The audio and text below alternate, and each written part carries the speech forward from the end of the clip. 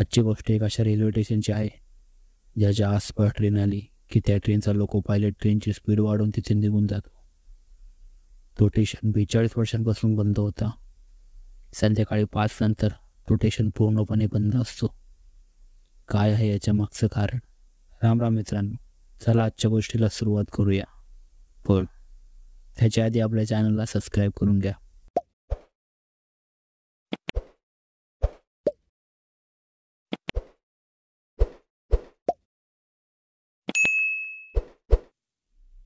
तर ही गोष्ट आहे वेस्ट बंगालमधल्या बेगुनकोदाळ स्टेशनची. हा स्टेशन 1960 मध्ये सुरू झाला आणि फक्त 7 वर्षातच म्हणजे 1967 मध्ये बंद देखील झाला. आणि याचं कारण आहे एक मुलगी.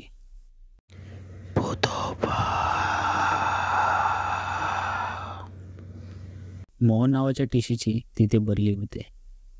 मोहन आणि त्याची फॅमिली रेल्वे क्वार्टर्समध्ये राहत असत. एक रात्री मोहन स्टेशनवर टीसी ऑफिसमध्ये त्याचं काम करत बसला होता. रात्रीची वेळ असल्यामुळे स्टेशनवर कोणीच नव्हतं. मोहन एकटंच त्याचं काम करत बसला होता. तेवढ्यात ट्रेनचा आवाज आला. त्या आवाजामुळे मोहन बाहेर पाहतो. एक ट्रेन जोरात निघून जाते. त्याच्या लिस्टप्रमाणे ती ट्रेन तिथं थांबणं अपेक्षित होतं.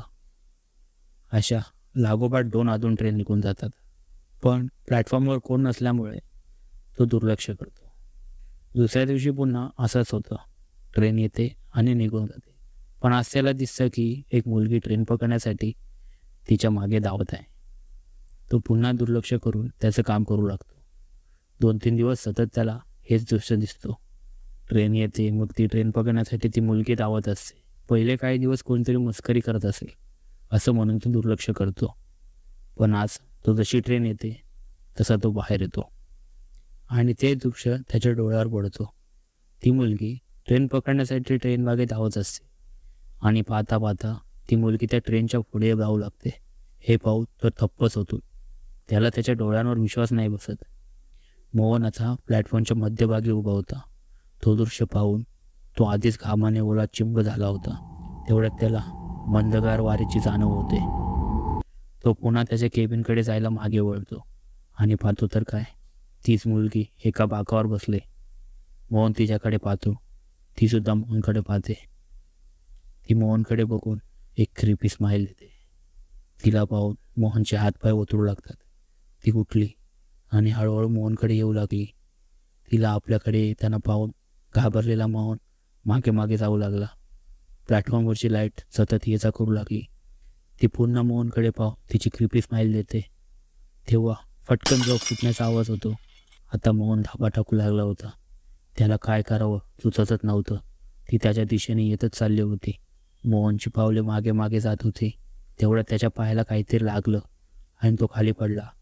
त्याची नजर त्या मुलीवर टिकून होती. तो जसा खाली पडला ती मुलगी डोळ्यासमोर अदृश्य झाली. मोहन उठला आणि कशामुळे पडला आहे हे पाहण्यासाठी त्याने मान खाली केली, तर त्याला तिथे एक बॅग दिसते. ती बॅग फाटली होती आणि त्या बॅगेतले कपडे इकडे तिकडे पडले होते. त्यातले काही कपडे पटरीकडे गेले होते. ते कपडे पाहत पाहत तो पटरीपर्यंत पोचतो. त्याला तीच मुलगी तिथे ट्रॅकवर पडलेली दिसते. तिच्या आजूबाजूला रक्त सांडला होता. मोहन कशी तरी हिंमत करून तिला पलटवतो. मोहन थोडा जवळ जाऊन बघण्याचा प्रयत्न करतो. तशी ती पटकन डोळे खुलते. मोहन जोरात किंचाळतो आणि प्लॅटफॉर्मवर चढून पळू लागतो. ती त्याच्या मागे मागे येत होती, पण तिच्या कमरेखालचा भाग गायब होता. मोहन ओरडत घरी पोचतो. त्याच्या आवाजाने पूर्ण क्वार्टरची माणसं उठतात. मोहनची बायको त्याची परिस्थिती बघून घाबरून जाते आणि सतत काय झालं असं मोहनला विचारते, पण मोहनला उलटा चम लागला होता. त्याच्या तोंडातून शब्दसुद्धा फुटत नव्हता. त्याचे पूर्ण कपडे माखले होते. त्याला पाणी वगैरे दिलं. थोडा वेळ निघून गेला. मोहन आता कसं बसं करून ते सर्व सांगू लागला. ही बातमी आता वाऱ्यासारखी पसरू लागली. सकाळी जेव्हा मोहनला पाहिला गावातून काही गावकरी आले, तेव्हा त्यांच्याकडून समजलं की काही आठवड्याआधी मोहनची ट्रान्सफर होण्यापूर्वी एक मुलगी ट्रेन पकडता रेल्वे ट्रॅकवर पडली होती आणि तिच्यावरून ट्रेन गेली आणि तिचे 2 मधून तुकडे झाले. तेव्हापासून तिची आत्महत्या स्टेशनवर भटकते. मोहन नंतर खूप जण तिथे टीसी म्हणून येऊन गेले, पण तिथे कोणच टिकलं नाही. आणि सरकारला शेवटला स्टेशन बंद करायचा निर्णय घ्यावाच लागला. तर मित्रांनो, कशी वाटली तुम्हाला आजची गोष्ट? जर आवडली असेल तर आपल्या चॅनलला सबस्क्राईब नक्की करा आणि गोष्ट तुमच्या मित्रांसोबत शेअर करा. गोष्ट कशी वाटली हे कमेंट करून नक्की सांगा. भेटूया पुढच्या गोष्टीत. तोपर्यंत जय श्रीराम.